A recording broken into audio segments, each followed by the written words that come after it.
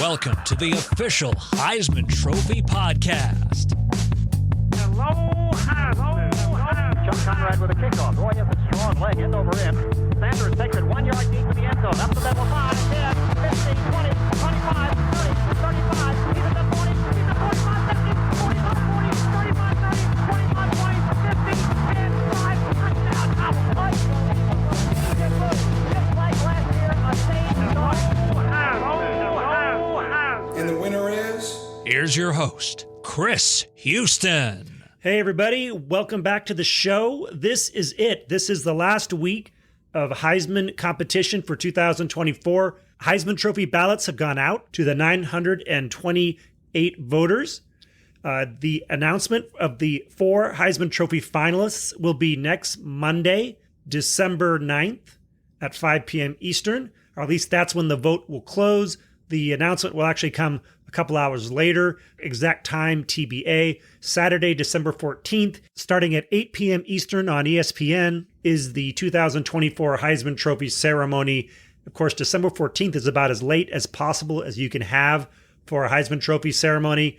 And it's interesting because 1 week later is the first round of the playoff. And so it's going to be very atypical this year because at least one of the Heisman Trophy finalists, I would suspect, is going to play the following weekend. So it's a new dynamic that is sure to be felt at the Heisman weekend. Of course, there is one player who is said to be in the thick of the Heisman race who will play this coming weekend, and we're talking Ashton Jeanty of Boise State. And his Broncos will take on UNLV on Friday night at 8 p.m. Eastern for the Mountain West Conference title. So we're getting down to the nitty-gritty. Well, I don't know what nitty is, but I do know what gritty is, and gritty personifies our first guest on this week's show, Riley Leonard, quarterback for the Notre Dame Fighting Irish, fresh off a victory over USC to move to 11-1, a lock for the playoffs. We chatted with him as his team prepared for a long layoff ahead of the playoff. And then we closed the show with 1999 Heisman Trophy winner Ron Dayne of Wisconsin, one of 2 Badgers to win the trophy, including Alan Amici. Had a nice discussion with him on the 25th anniversary of his Heisman victory. He'll be in New York City in a couple weekends to celebrate and to reminisce. And of course, it is also the 50th anniversary of the first of Archie Griffin's 2 Heisman Trophy wins. He will be, of course, the first player to have back-to-back Heisman Trophy ceremony anniversaries. Later next week, the show heads to New York City, where we'll be on hand to catalog some of the happenings of the 2024 Heisman Trophy ceremony. So be sure not to miss our Heisman weekend episode. Should be lots of cool content and maybe more than one surprise guest. And we'll be back with Riley Leonard in just a moment. We're celebrating 90 years of Heisman excellence at the new Heisman Legends Brunch on December 15th, the day after the Heisman ceremony. Join the Heisman Trophy family at this historic gathering as we celebrate 9 decades of Heisman history while featuring an extraordinary lineup of Heisman winners from the 1960s to today. We'll have an exclusive meet and greet for our guests to connect with Heisman legends, followed by a celebratory brunch. This is your chance to be part of an unforgettable afternoon. Not only will you hear our Heisman winners' stories firsthand, you'll also support the impactful charitable work of the Heisman Trust. Secure your tickets now for this special event. Space is limited and you won't want to miss it. Go to Heisman.com to reserve your tickets today. This is Mike Krzyzewski, and you're listening to the official Heisman Trophy podcast. You know, I told a friend of mine the other day that there's probably no other quarterback in the 12-team playoff that I would rather have in a playoff situation than Riley Leonard. Now, I don't know if you guys have noticed, but offense is down this year in college football. There are really no elite offenses out there.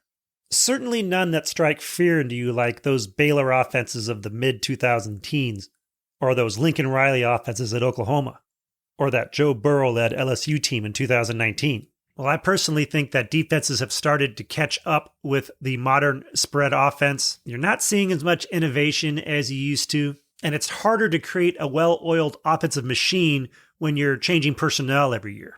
But if you're a pretty good offensive team and you go up against a team that figures you out, there's not much you can do. A lot of times you just get shut down. And that's when having a great wild card up your sleeve, like having a mobile quarterback, is something that can save you. A mobile quarterback is like an insurance policy against a play gone bad. And that's what I like about Riley Leonard. He just makes plays. I feel like if his defense gives him a chance, he's going to come through. The 6'4", 215-pound senior from Fairhope, Alabama, has passed for 2,092 yards, 16 touchdowns, 5 interceptions. Also second on the Irish with 721 rushing yards and 14 touchdowns. We caught up with him the Tuesday after his team's 49-35 victory over USC in Los Angeles, the Fighting Irish's 10th straight win to move to 11-1. Here's the interview. Riley Leonard, quarterback for the Notre Dame Fighting Irish. Welcome to the official Heisman Trophy podcast. It's great to be here. Thank you for having me. Hey, congratulations on the victory over USC this past weekend. Looks like the Irish are a lock to make the 12-team playoff now. What's the mood like around the team right now? Yeah, we said it before the season. All you got to do is get in. Once you're into the playoffs, it's fair game from there. So great vibes around the program right now. Obviously coming after a win like we did at USC, going in that Cali weather. It's snowing here half the time, so to be able to play in 80-degree weather was pretty fun for us and play against a rival. So it's a lot of good vibes around the facility for us. Yeah, coming to Notre Dame for this 1 year, what did you know about this big rivalry going over to USC? Did they tell you about it? Was there? I know like the old coaches like Lou Holtz used to quiz the team about the rivalry. Did you guys have anything like that before you went out to LA? Yeah, we didn't. We had former players reach out and send in videos of kind of how they felt about USC, so that fired us up a little bit. But there wasn't a need to explain too much about this rivalry. We kind of knew what was at stake, especially, given our season and the magnitude of that game for us is very important to us. Yeah. One thing I noticed about the USC game is that the offense really kicked into high gear coming out of halftime. The third quarter, I think, was really what decided the game. You had TD drives of 75, 62 yards. What happened at halftime to get you guys right?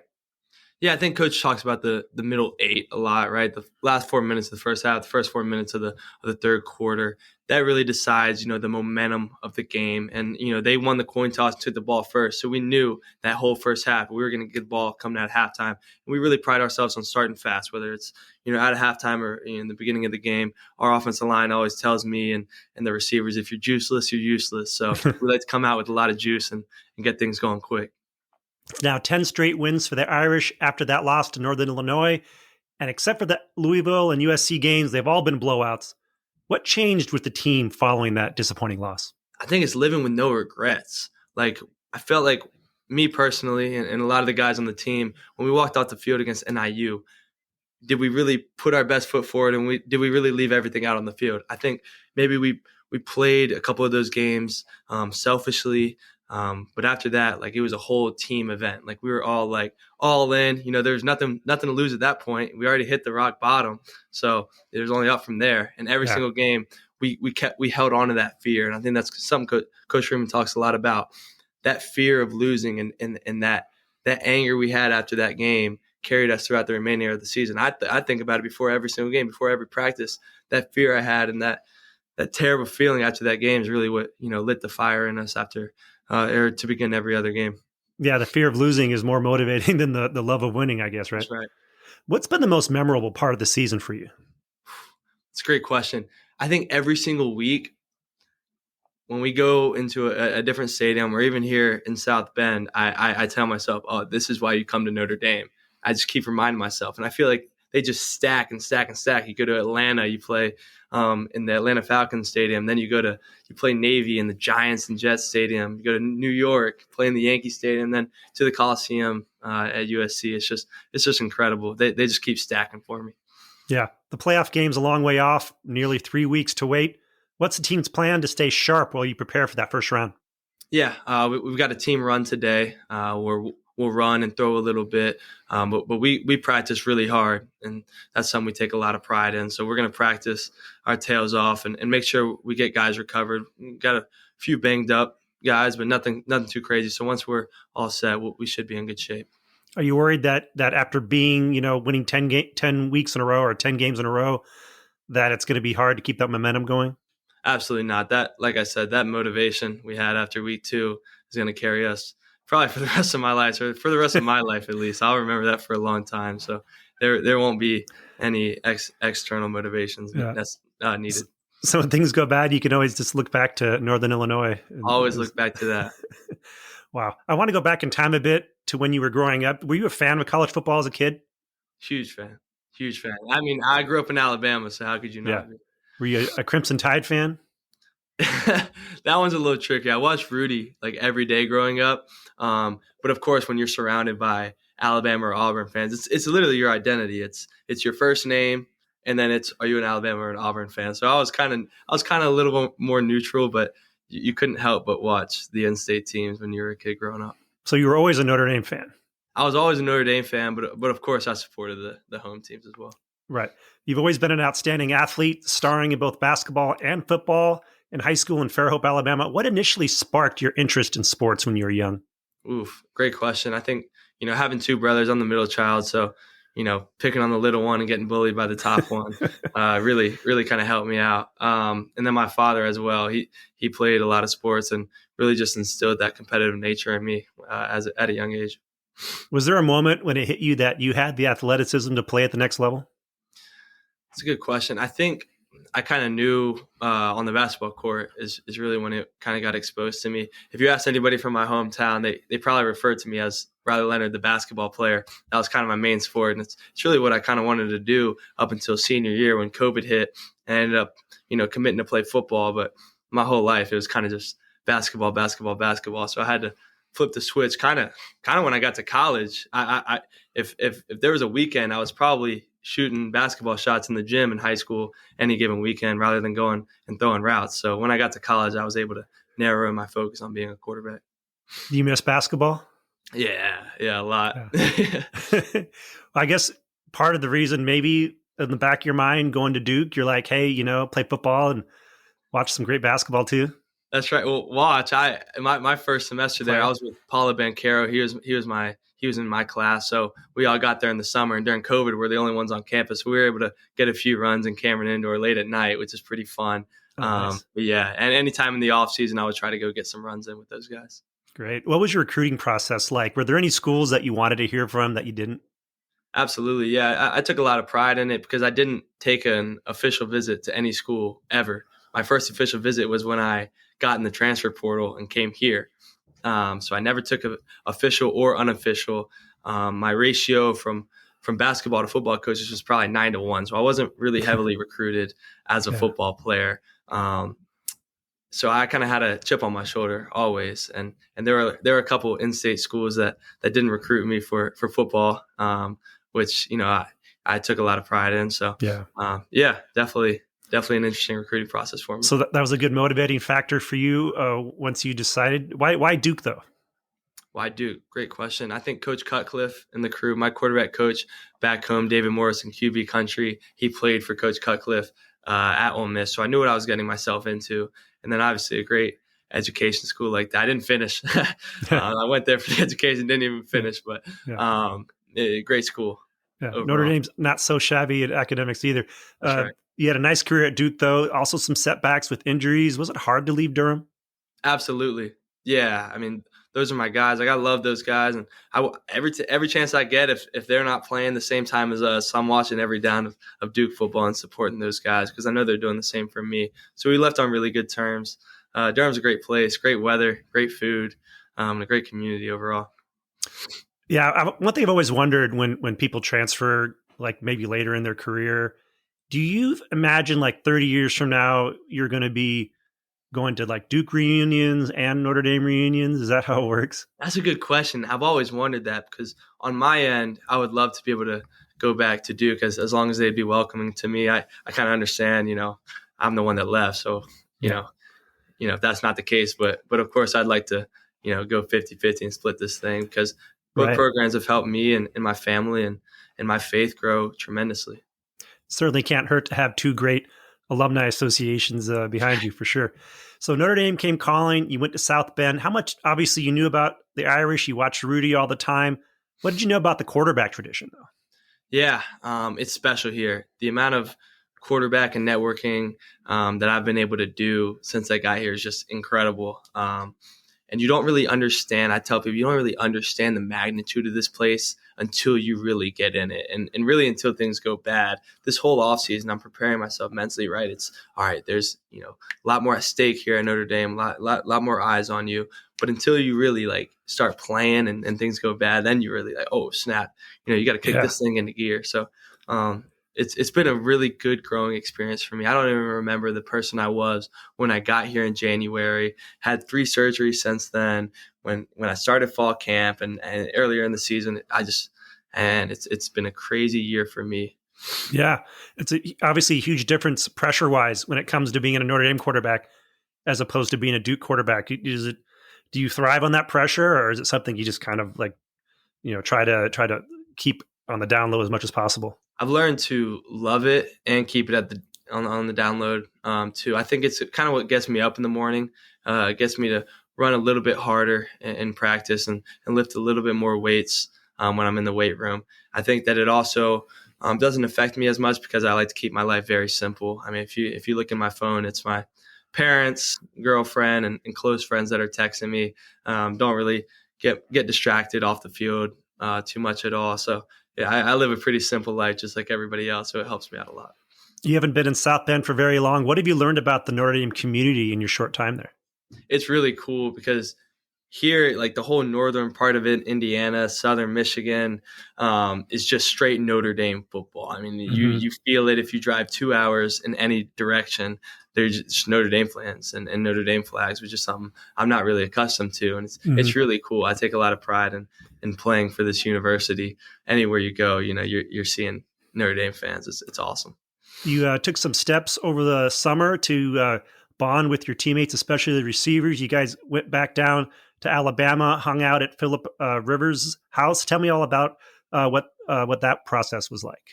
Yeah, so when I got here in January, I obviously didn't plan to get 3 surgeries, but I had 3 surgeries. And once I recovered from that, I was like, hey, I got to get these guys going. I haven't thrown to these guys yet. So during our summer break, I took about 8 receivers down there with me to Fairhope, Alabama. And Coach Phillip Rivers is putting together this thing at his house where he's having, collegiate athletes come in and train with him and learn from him, which is a really cool experience. I was able to show them, a couple of my fishing spots as well. It was a lot of fun, man. We had a blast. Yeah, I hear you're a great fisher. What's some of your favorite fishing holes, and what do you like to fish for? Well, it was funny with the receivers, right?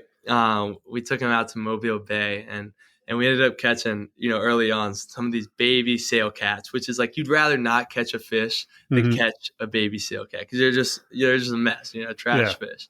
Yeah. But I remember us catching them and then posting on their stories. I was like, dude, don't post that. Like, that's not a flex. So that was a lot of fun.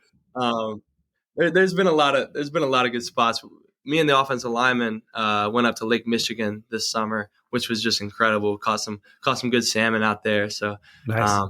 Man, you can catch fish anywhere in America. So anywhere I go, I like to sneak on to whatever pond I can find and catch them. Do you eat any of the fish, or do you just throw them back?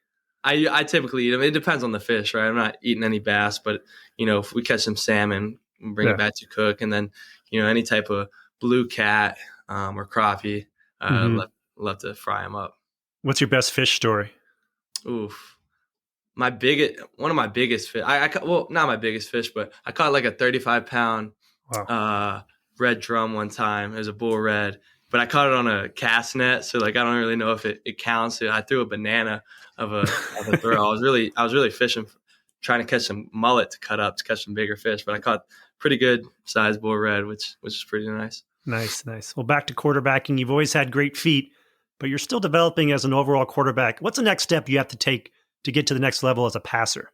Yeah, I think just eyes, feet, and having confidence stepping into those tight windows. I think that there are a lot of parts of my game which I feel very comfortable with, and that sometimes I can bail myself out of, skipping a read or, not playing as on time as I would like to. And I'd like to develop those things. I can't just rely on my athleticism to always just bail me out and make a play.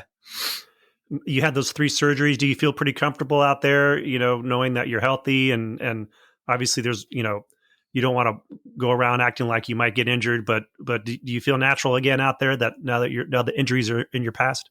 Absolutely. I play with no hesitation. And I think that's pretty obvious, the way I play the game. I mean, every drive I'm getting yelled at for doing something probably not too smart with my legs, but it's all good. I feel 100%, and I'm able to go out there and just play free. What are some tips you picked up from Coach Rivers? Oh, that's a great point. I think how to attack every single thing you do.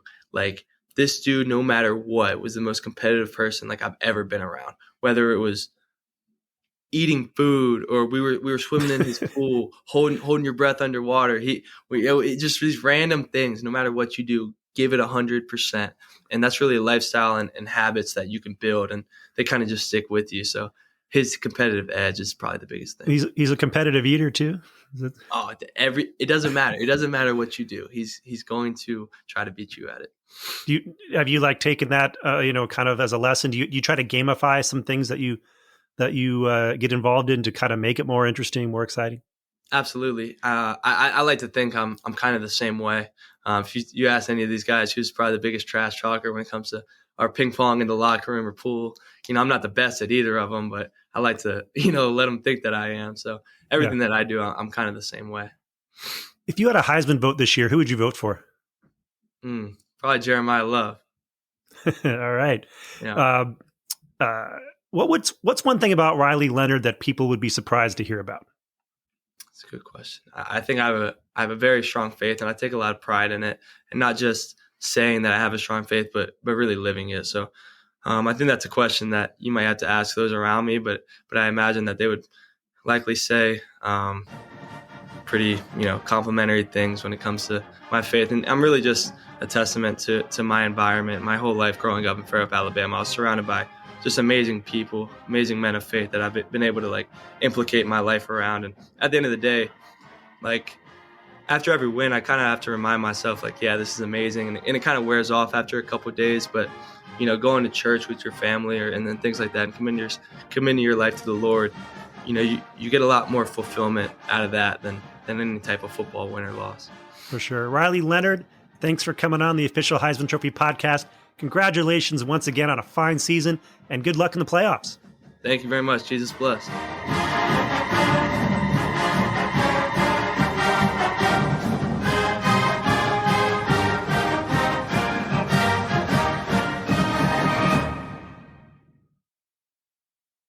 Did you know that the Heisman Trophy Trust has donated more than $20 million to a huge variety of charity-based groups via its Heisman Trophy Fund for Youth Development? That's right. The fund has helped countless charitable organizations that uses sports to engage underprivileged young people in educational activities. If you are part of an organization or know of one that would like to apply for funding, visit Heisman.com and click on the charities link at the top of the site.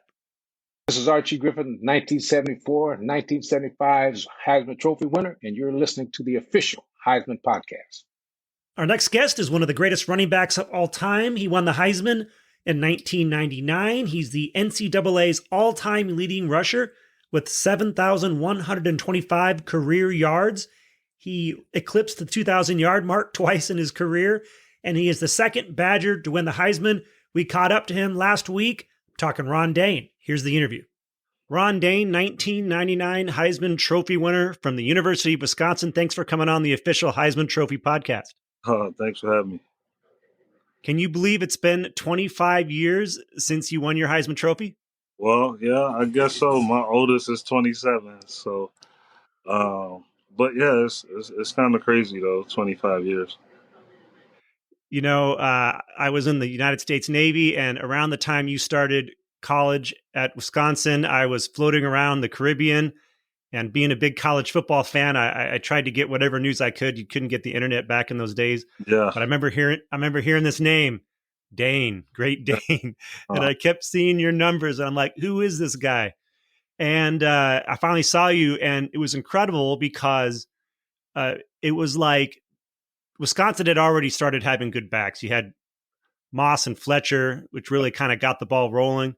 Yeah. And, Carl McCullough was there a year before you got there. And so there's already an established running game, but it's like you took that running game and that system and sort of put it on steroids, and that's what it seemed like to me. I mean, was that kind of how it was experiencing it, gaining the yards? I just had fun, and I wanted to win. So that was the biggest thing for me was that, coming from high school, I was like the biggest on my team. So Yeah. just being able to be around guys that was way bigger than me, but I was big coming out of high school. I was probably 282 or something. Wow. But I ran the same day I ran a 4.5. So Yeah. that kept me at my spot. But I was still like the fifth string running back as a freshman. It was Carl McCullough, Aaron Stecker, Right. Williams, Eddie Faulkner, who's one of the coach. He's the running back coach at Pittsburgh right now. Yeah. Yeah. It took you a while to gain the starting job, but once you did, it was all over. You were from New Jersey, Overbrook High School. Mm-hmm. I could imagine as you were getting into football, having the size that you did. I don't know when did the size really kicked in, but it must have been really hard to convince your first coaches to play you at running back, right?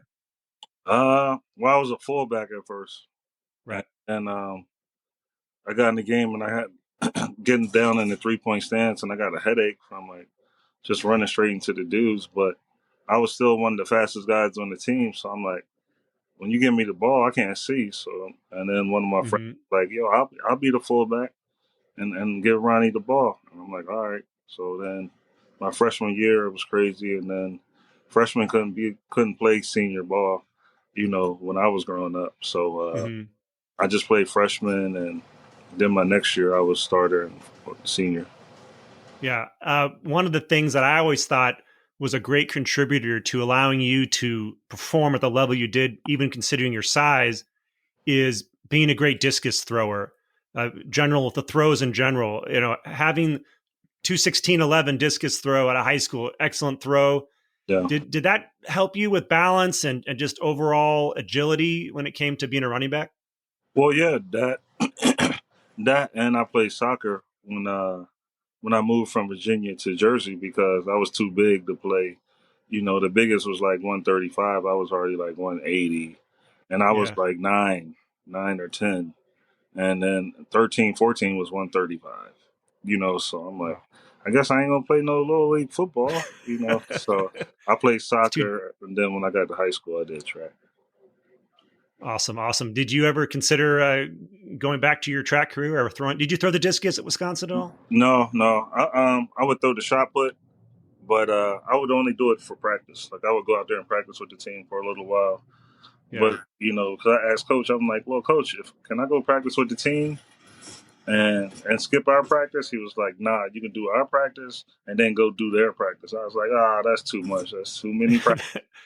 That is a lot for sure. When you were in high school, like you said, some people, you're playing fullback, you're playing running back, but some people probably didn't think you could play running back or tailback going into college. What was your recruiting process like? What were some of the coaches that teams that you considered going to? What were those coaches telling you about where you should play instead of running back? And then what finally convinced you to go to Wisconsin? Well, coach told me, Coach Alvarez, when I met coach, first thing, my question was, you're going to let me play running back? And he was like, yeah. And I was like, you're going to let me run the ball? He was like, as much as you can carry it. So there, and then the schools that I visited, I went to Ohio State, and I visited them, and there was like 9 of us, and 8 of them committed, and we was all running backs. So I'm like, I don't want to go here. It's already 8 of y'all already committed, and they already had a team already. So once coach told me that, gave me the opportunity to come here. I was a little upset after probably like week 5 because I wasn't playing. I would get in the fourth quarter and stuff. So I told my uncle to call Coach Saban, and he was at Michigan State. And I'm like, tell coach I want to come there. And then my uncle was like, nah, just give it one more week. And then after that, I started starting after that, and that was the rest is history.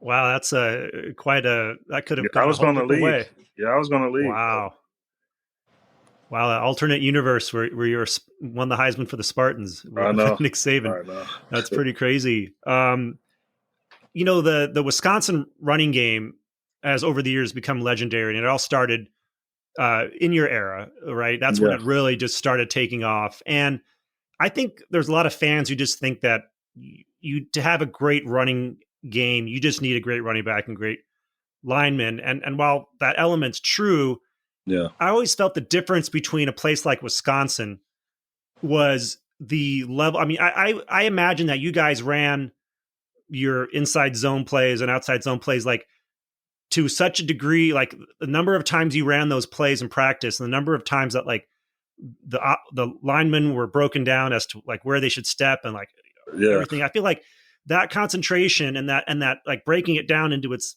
individual parts and the attention to detail was what was the difference for why Wisconsin was able to like continuously produce this great running game. Is that a fair depiction of what it was like?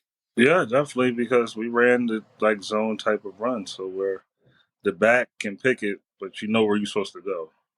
So like if it's like if we go into the right and it's 28, you're supposed to get outside. But if you cut it inside, you better do something with it. Because you could have kept going outside and probably got more yards. But if you cut it up, you had your own option. Sometimes it's right, sometimes it's wrong. So sometimes you might get pulled out the game. Like, you're not reading the hole. Get out the game. Right. So. Yeah. Well, you were so decisive. I feel like there were so many plays where you almost didn't. All you had to do was run straight. The holes were so big, and sometimes you just wouldn't even get touched. Yeah. Well, I had a huge line. We had the biggest line in college when I was playing, and I was probably the biggest running back too. So, a lot of power there. Yeah, Chris McIntosh was one guy really stood out during that time. Yeah, definitely. Sure. Mackey.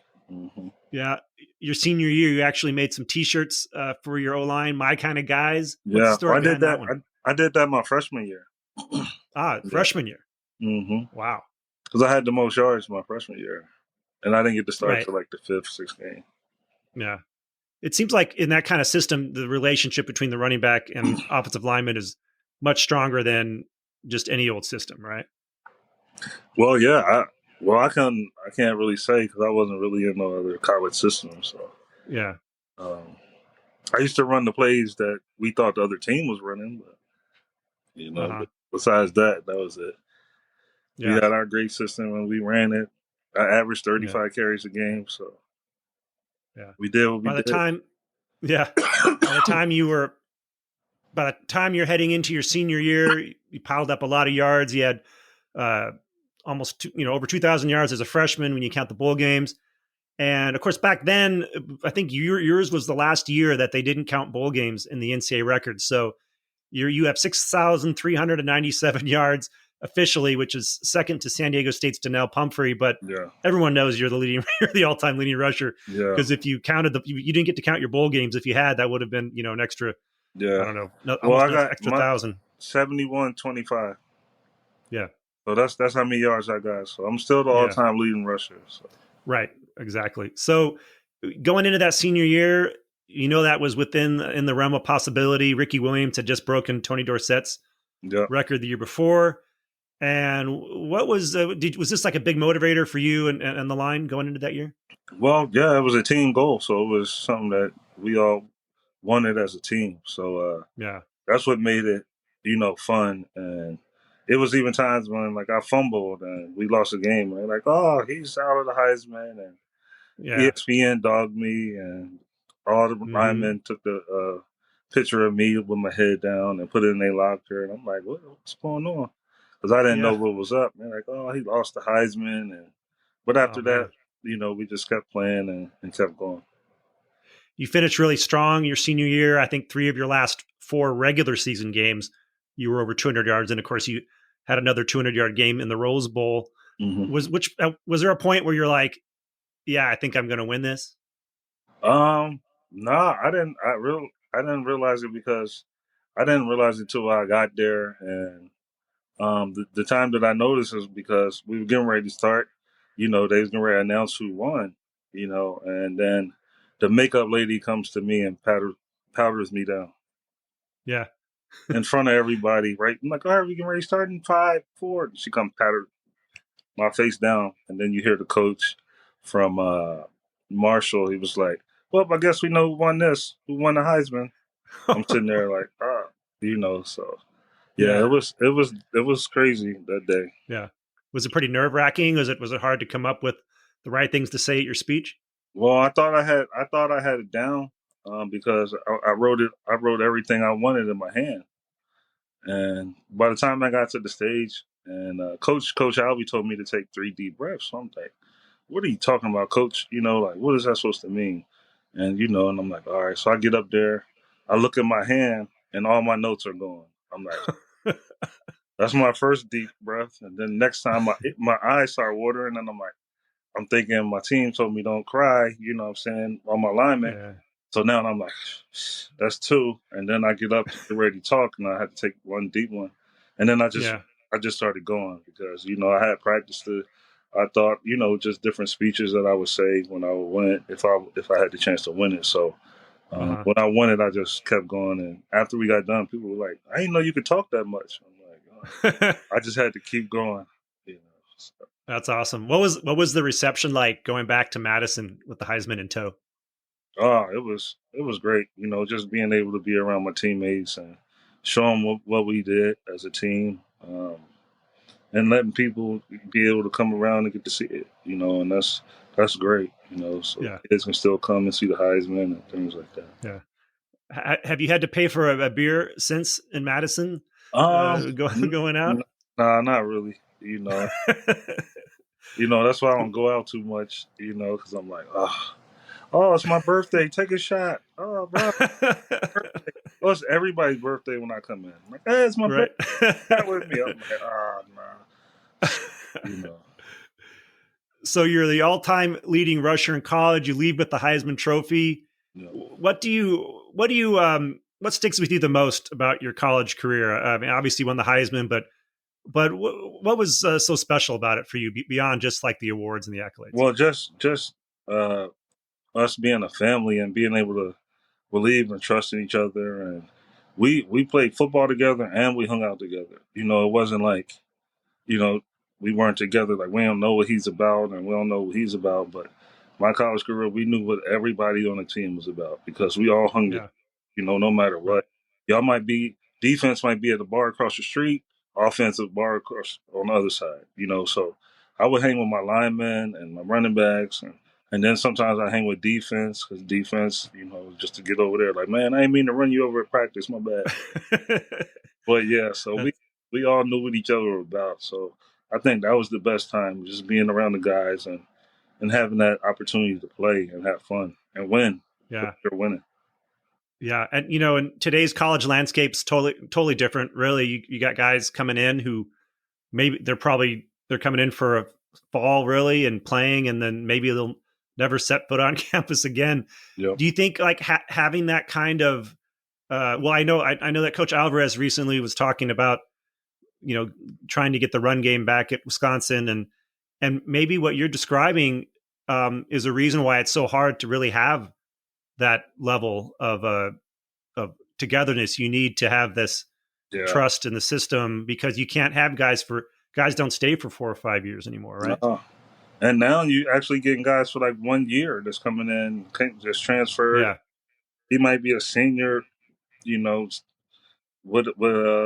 that's done, so yeah, you already have a family and everything and come to your team and you're not bonding with the team because you're leaving to go with your family every night, hanging with the guys, so, it's different now with this where you can just come from any school, no matter how old you are, whatever. Hey, let's go. Hey, senior on your team. Right. And you might have all freshmen. Then who's going to hang with that senior? Like what? Yeah. So you never know. My seniors and sophomores, I mean freshmen and sophomores, and then you got a senior, 5 seniors come in. And you're like, well, we don't even. Yep. And so it's like, you got to get them, and then they leave the next year. So you're like, oh, right. And that's a whole year that the senior is playing that the sophomore could have played and developed, right? So he's not developing, so he's going to leave because he wants to go somewhere to develop. Yep. So it seems kind of crazy. What do you think about this year's Heisman race? Do you typically have a sort of? Do you look at running backs a little closer, or do you? Yeah, without a doubt, 100% running back. So. Yeah. So you like who are some of the running backs you like in this race? The guy from Boston College we were just talking. Not Boston College, from Boise State.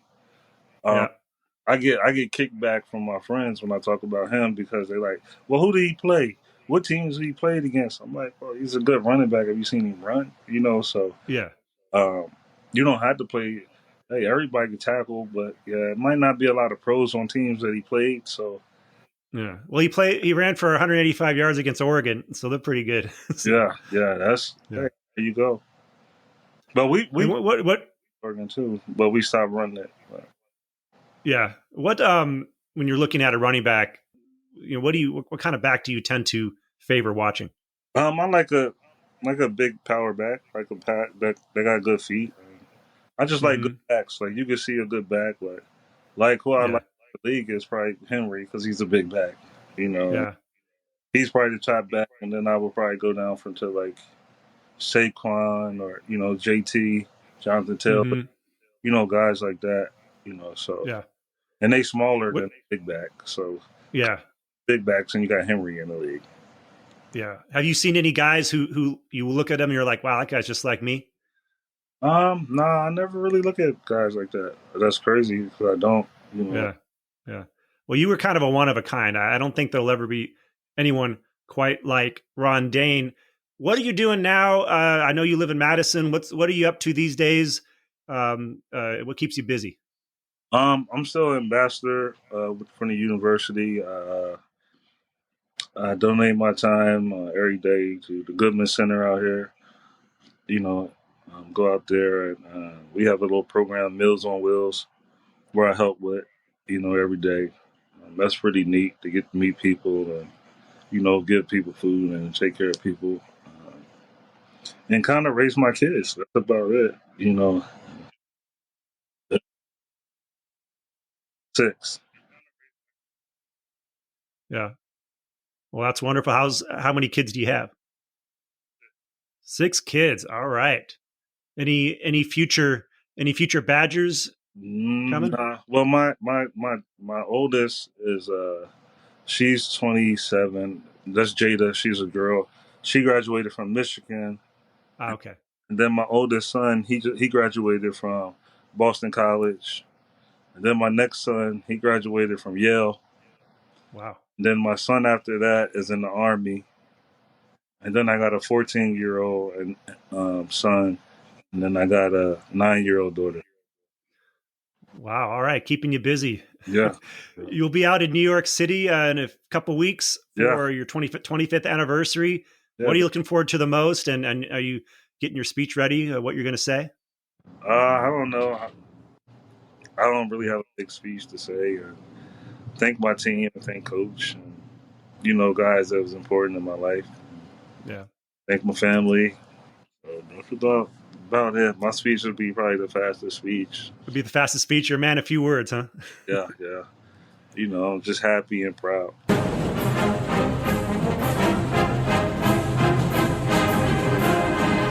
Ron Dayne, 1999 Heisman Trophy winner from the University of Wisconsin, one of 2 Badgers to win the Heisman. Thank you again for coming on the official Heisman Trophy podcast, and we'll see you in New York City for your 25th anniversary. All right. Thanks for having me. Have a good one. You gotta love a good college fight song, that's for sure. Next week is Heisman week. Who's going to New York City? I'm going to New York City. Have a good week, everybody. The official Heisman Trophy podcast streams every Wednesday during the college football season and is hosted, co-produced, edited, and engineered by Chris Houston. Paul Goldberg is the executive producer and editor. Special shout out to Isaac Lowenkron, and big thanks to the Heisman Trophy Trust and its executive director Rob Whalen and associate director Tim Henning. The official Heisman Trophy podcast can be found on Spotify, Apple Music, and anywhere you listen to your favorite podcasts. You can also find clips of our show on Facebook, Instagram, Twitter, and YouTube. Just go to @HeismanTrophy.